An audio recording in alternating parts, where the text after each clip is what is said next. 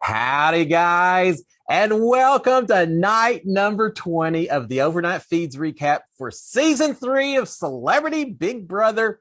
And welcome to Cliff Notes from outside the Big Brother house. All right, we had our big Monday night episode, the live veto, to see if Shannon was somehow going to be able to pull it out, see if Todrick's moves were going to work. We now know all kinds of information that we're going to cover this evening. So first of all, let's talk about the episode itself and what went down. Well, first of all, we all knew, didn't we? We all knew that Shayna was in a whole lot of trouble because Todrick was able to convince Carson and Cynthia that Shayna was playing both sides, that she was no friend of theirs. They turned around, they got out one of their allies from the Twister, or at least they were trying to. So it all came down to the live veto competition, whether or not Shayna was going to be able to survive or not. She wins, she stays alive. If not, she probably is 6 against 1 at that point in time. So we get to the veto competition, seen right here.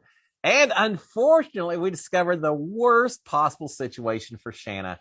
Not only does she not win, it's because she's not getting to play. Yeah. When you only have 6 people playing veto. When you have more than that, you draw chips from a bag to find out who's playing. Shanna's just had a rough week. She didn't even get picked. The odds were she'd get picked, but didn't matter. She didn't get picked, so she didn't even have a chance to save herself with this particular veto competition. Now, the veto itself involved, I don't know, gold albums or something. I don't remember. The key is it's a puzzle game. As you can see here, laying out puzzle pieces, the first one to get them all laid out wins. And this didn't really seem to be even a close competition. It was a fast one. It reminds me a little bit of my competition from season 21, the first part of the double eviction that Nicole won, where you laid down the bunch of puzzle pieces in a hockey rink. Well, there's a little more easy than that. It's just solve the puzzle, but similar format. First one to solve it wins. And as I said, it wasn't even close. Todrick wins this thing running away. He wins it, and that pretty much seals Shanna's fate, right? I mean, I just don't see a way it's going to work to her advantage, and it doesn't.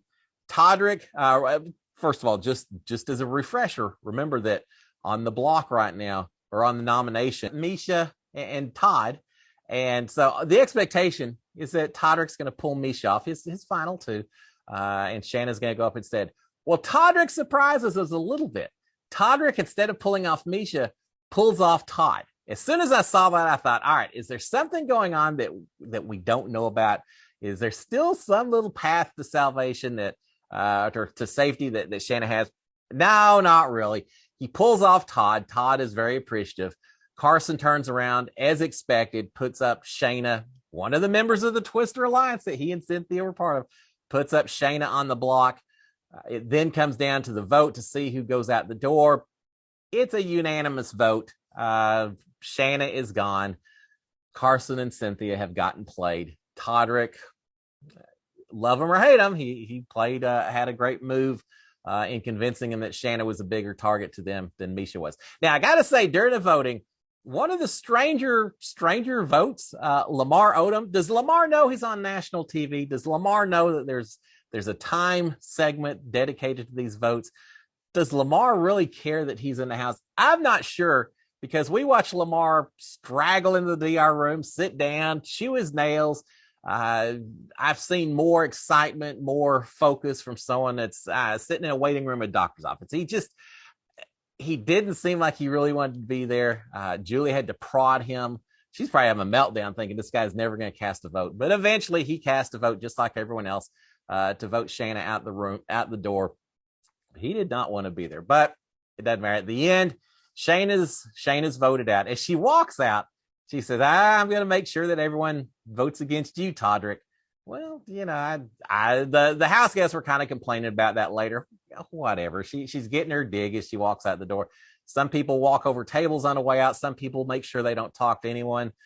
Give her a little bit as she goes out the door. As she tells Julie later, I don't have any control over the rest of the jurors. This is just my way to poke Todd. So he kind of deserved it. I don't have a huge issue with it. They were upset, but we've seen worse, right?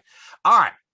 So we've got Shanna gone. We're down to 6 house guests at this point. Now, let's talk about this this move that Todrick did of pulling Todd off instead of Misha. A bit of a surprise, but so why did he do it? Well, I thought about it, and I think the reason he did that is because of this. He knew that Carson was putting up Shayna as a replacement nominee, no matter who got pulled off the block, whether he had pulled off Misha, whether he pulled off Todd. Either way, Shayna's going back on the block.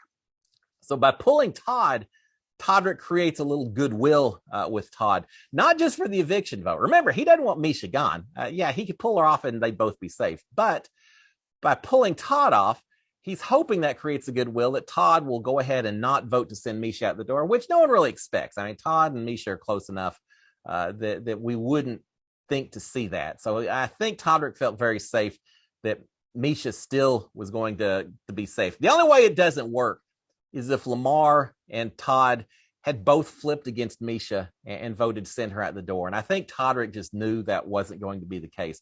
So instead, he pulls Todd off. He makes Todd feel a little grateful to Todrick for last night. Also, he helps get his vote just to make sure that Shayna's going home. And going forward, he knows he needs to work with Todd and Lamar. It's kind of three couples at this point in time, which I've mentioned before. Carson and Cynthia, Todrick and Misha. Those two probably aren't going to be working together. So they're both fighting over Lamar and Todd. Lamar and Todd are a little bit more in Todrick and Misha's camp. Well, by pulling Todd off, you just push them that much further towards their side. So I think it was a good move by Todd. A little bit risky, but not really. It shows this. It shows that Todrick feels extremely confident in his reading of the room, that he understands everyone, what they're thinking. And I think he's probably right. I definitely think Todrick is probably playing the best game right now, which doesn't mean that he hadn't resorted to some personal attacks and said some things that, just like everyone else watching, doesn't sit well with me. I can separate the gameplay from some of the personal stuff that's gone on, approve of one and condemn the other, right? But I think he's playing a pretty good game. He's certainly playing a strategic game at this point in time. So we're down to 6 house guests. Let's talk about the live feeds, what happened overnight. Well, the feeds were off as expected, probably because of the HOH competition. And we were right, because the feeds eventually come back on, I don't know, around 11:30 or so, Big Brother time. And we have a new HOH. And when I say new, I mean we have a new HOH. Misha didn't win this one. Her streak is gone. Instead, the HOH winner is Todd Bridges. Todd probably wasn't who people were betting on to win this HOH, but Todd has done it, which kind of makes Todrick's move to pull Todd off the block earlier in the night even that much more of a good move, right? I mean, now Todd's in power, but good thing that you kind of built up some goodwill with him. So Todd is the new HOH. So much for that safety deal that Carson had made with Misha, saying, "Oh, you know, if we put up Shanna and pull you off and put up Shanna, and if you win HOH, you'll protect us, right?" Yeah, sure. Well, Misha didn't win HOH. Todd's a wild card, or at least he hadn't committed to any deals. So I think Carson and Cynthia are in a little bit of trouble at this point in time. I think they're in a lot of trouble. But the comp itself, we haven't heard that much about. Apparently, it involved tasting, eating food, being able to identify maybe weird ingredients that were inside the food. Not really sure, but apparently Todd got every single one right. Who would have thought he was the guy with the top chef taste? I don't know, but Todd apparently did extremely well in the competition. Now, not only did he win HOH, but he also won the right in some form or manner to assign punishment costumes to 2 of his fellow house guests. And he chose Todrick and Lamar. Now, I thought about that. Why would you pick Lamar? Lamar's kind of your tightest person on that, but I think Todd's one of these. He wanted to have fun with the costumes. He picked the 2 people that wouldn't hopefully consider it a personal attack or send some kind of message or something else.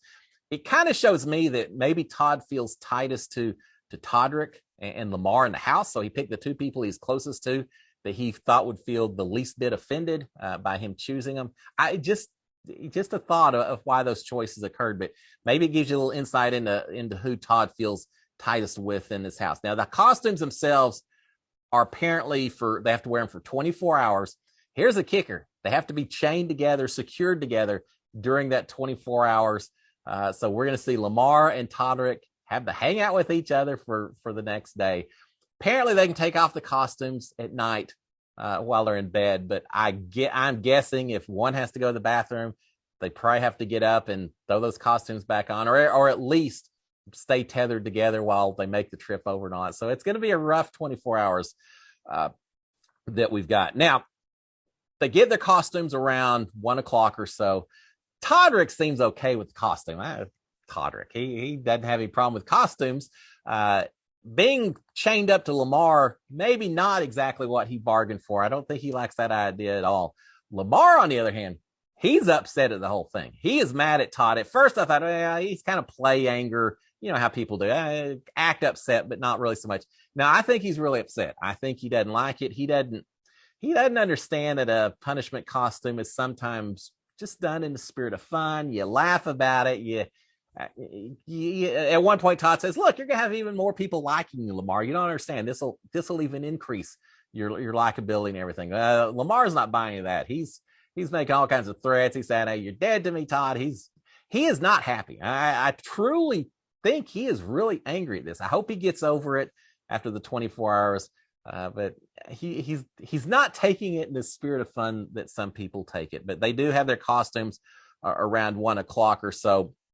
And the costumes themselves, I'm still trying to figure out exactly what they are.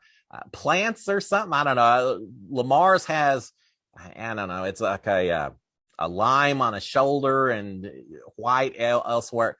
I don't know. We'll see more throughout the day exactly what these costumes are supposed to represent. It doesn't really matter. The main thing is they're locked together for these things. Now, some other conversations. We've got Carson and Cynthia talking. They're basically accepting the fact that they are likely on the block this week, and one of them is probably going home. Even if they're both on the block, even if one of them pulls themselves off the block, the other one is likely headed out the door. So they've kind of resigned to their fate. How quickly things change, right? Well, if you had another person, another part of an alliance, like maybe, I don't know, Shayna still in the house, maybe things would have been differently. But to some degree, they've dug their own grave, and now they're facing the consequences of it, because they realize that Todd's much tighter with the other side. Todd's not going to put Lamar up. Todd's not probably going to put up Todrick and Misha.